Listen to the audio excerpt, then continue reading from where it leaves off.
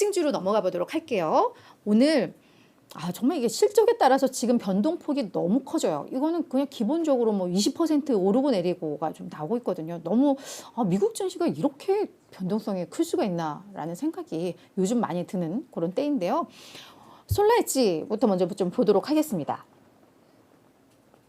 수피아님, 엘프가 미쳤어요. 맞아요. 저 그래서 오늘 엘프뷰티 이거 넣을까 하다가 우리 어제 또 얘기하고 해서 빼기는 했어요. 엘프뷰티가 아마 오늘 15%인가 주가 급등했을 거예요.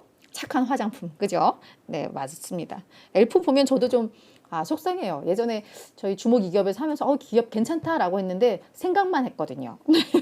네, 근데 우리 수피아님도 아마 지켜보시면서 아마 좀 답답하신 것 같습니다. 네. 참, 그렇다고 제가 또 들어가면 이거 밀리거든요. 그래서 들어가진 않겠습니다. 네.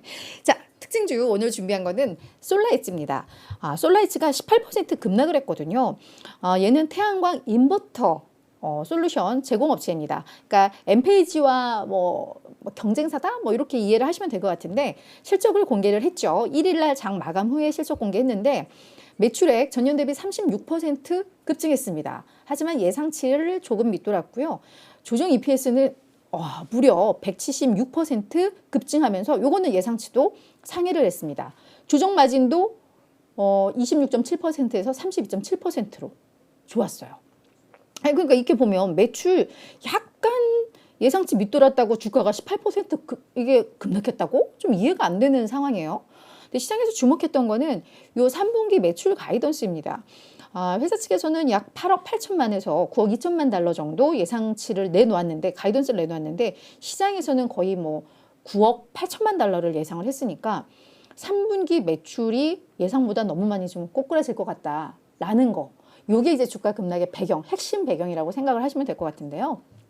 회사 측에서는 지금 이자가 너무 높고 금리가 너무 높고 또 캘리포니아 이 램 3.0으로 인해서 이게 아무래도 태양광에 대한 수요가 확실히 좀 줄고 있다. 그러면서 우리가 재고가 좀 늘고 있고 그래서 이 재고가 정상화되기까지는 이게 연말까지 좀 이어질 것 같다. 라고 이야기를 하면서 매출 가이던스를 조금 실망스럽게 제시를 한 거거든요. 그러니까 이것도 시장에서 좀 우려가 많이 좀 커졌다라고 보시면 될 것 같고 뭐 이게 전반적인 태양광주들의 분위기입니다. 그래서 뭐 엠페이지, 썬파워, 퍼스트 솔라 등 태양광주가 뭐 일제히 조정을 받았어요. 근데 사실 지수도 다 같이 조정을 받았기 때문에 뭐 그 맥락일 수도 있겠지만 계속해서 이 수요 둔화에 대한 우려는 계속 좀 나오고 있다는 거 참고하시면 좋을 것 같고요. 자, 이제 두 번째는 제네락홀딩스입니다. 제가 개인적으로 이 제네락홀딩스에도 약간 애정을 갖고 있는 기업인데 제가 사지는 않았습니다만 저는 이 기업 하면서도 괜찮다라고 생각했던 기업인데 요즘 너무 안 좋아요. 24% 급락을 했습니다. 제네락홀딩스는 가정용 비상발전기 제조업체입니다. 우리나라에는 조금 생소하지만 미국은 이 정전이 너무 많대요. 특히 도시 말고 이런 지방 같은 경우에는 그래서 뭐 태풍이 와도 정전, 뭐 너무 이렇게 막 폭염이 와도 정전, 폭설이 와도 정전 이러다 보니까 비상발전기를 다 이제 집에다 하나씩은 좀 두고 사는 뭐 이런 가정들이 그래도 꽤 많다고는 하는데 그걸 만드는 회사가 이 제네랄홀딩스거든요.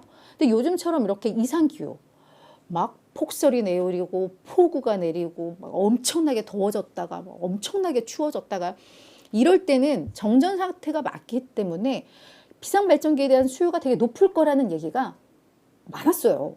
근데 얘들이 생각보다 실적이 안 나오거든요. 그러면서 이제 주가가 급락을 한 건데 자, 매출액 전년 대비 23%나 급감했습니다.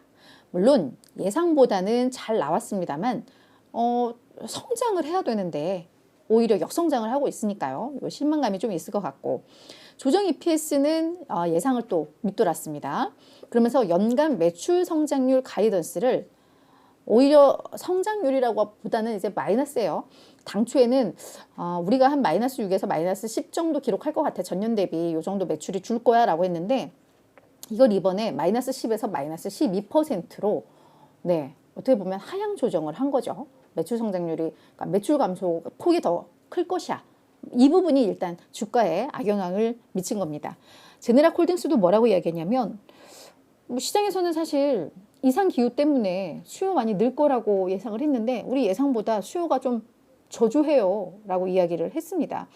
다만 말씀 계속 우리가 강조하고 있듯 이 비상발전기 필요성에 대한 인식은 확실히 계속 확산이 되고 있어요. 이게 꼭 필요하다라는 인식은 확산이 되고 있기 때문에 장기적 메가 트렌드는 매우 긍정적으로 본다.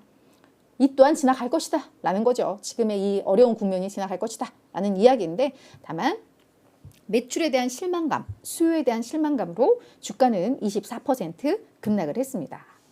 자, 이제 세 번째 페이콤 홀딩스입니다. 얘도 19% 급락했습니다. 그죠? 너무 심하죠? 얘는 어떤 회사냐면 클라우드 기반의 인적 자원 관리 소프트웨어 제공 업체입니다. 그러니까 주요 고객들은 기업이 될 거예요. 기업 인사팀마다 인적 관리하기 위한 소프트웨어가 필요하잖아요. 인트라넷이나 뭐 이런 것들. 뭐 그런 소프트웨어를 만드는 회사인데, 자, 얘네도 이제 실적을 좀 보도록 할게요. 매출 4억 달러로 전년 대비 27% 증가했고요. 예상 조금 웃돌았어요. 자, 일단 매출 합격점. 조정 EPS 전년 대비 29% 늘어나면서 1.62달러로 예상치 웃돌았어요. 자, 수익성 합격점. 3분기 매출 가이던스 4.1에서 4억 1천만에서 4억 1,200만 달러 제시했습니다. 시장 4억 1,200만 달러니까 사실 이 정도면 그냥 예상치 수준이에요. 그죠? 그냥 합격점. 근데 주가가 왜 20% 급락해? 너무 이상하잖아요. 그죠? 근데 저도 이걸로 좀 찾아봤더니 이 오펜하이머가 저의 이 궁금증 그 이유를 해소를 해준 것 같아요. 오펜하이머에서 뭐라고 했냐면, 그래 얘네 실적 견고했어. 그런데 얘들이 이 성장세가 완화된다는 거, 그 징후들이 조금씩 좀 나오고 있어 라고 이야기를 했습니다.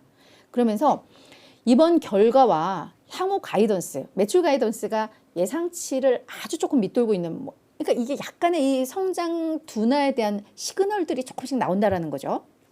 그러면서 요 정도의 가이던스, 요 정도의 실적으로는 지금 페이컴의 밸류에이션을 지지하지 못해. 얘들이 요 정도 주가가 적정 주가야라고 하고 있는 게 있는데, 이 정도가 되려면 그거에 눈높이를 맞춰줄 성장이 뭔가 돼야 되는데, 뭔가 이게 둔화되면 지금 얘들이 받고 있는 그 밸류에이션 멀티플이 이게 이제 정당화되게 약간 이제 까리해라고 볼 수가 있다라는 거죠. 그래서 그런 측면에 있어서 오늘 주가 급락의 배경이 여기에서 나왔구나라는 게 그나마 이제 오펜하이머의 분석이 그럴 수 있겠다라는 뭐 그런 대목입니다. 그래서 요거를 그래서 뭐 월가 의견들이 조금 엇갈리긴 했는데 오늘 주가 급락을 그냥 요걸로 해석을 해볼 수 있겠고, 다만 좀 과했어요. 그죠? 과했다라고 보시면 될 것 같은데 시장의 전반적인 분위기 영향이었다라고 보시면 될 것 같습니다. 자, 마지막 특징주. 이제 중국의 기술주들이 동반 하락을 했습니다. 그러니까 미국의 ADR로 상장되어 있는 중국 기술 기업들 동반 하락을 했는데요. 먼저 뭐 대표적인 전자상거래 업체인 징동닷컴 4.5% 내렸고, 알리바바 5% 하락했습니다. 그리고 우리나라 네이버, 미국의 구글 같은 검색 엔진, 그게 바이두죠. 바이두도 4% 하락을 했고요.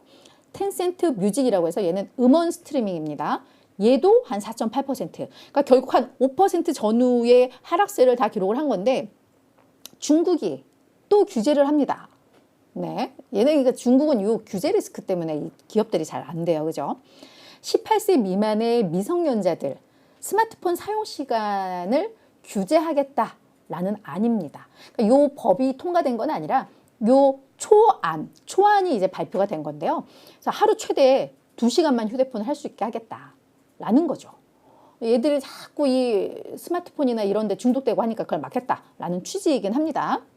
근데 자꾸 이 중국 당국이 중국인들의 어떤 이런 디지털 라이프를 통제하는 이게 자꾸 이제 반복되고 있다라는 거고, 이렇게 되면은 아무래도 미성년자 애들도 전자상거래 보면서 물건도 사고 음악도 듣고 뭐 검색도 하고 할 텐데, 이걸 2시간으로 제한을 해버리면 아무래도 좀 뭐 활성 사용자라던가 뭐 이런 부분에 있어서 뭔가 조금 타격이 있겠죠. 그러면서 주가가 전반적으로 급락을 했다. 하지만 이건 아직 확정안은 아니라 초안이다라는 거 말씀을 드리도록 하겠습니다.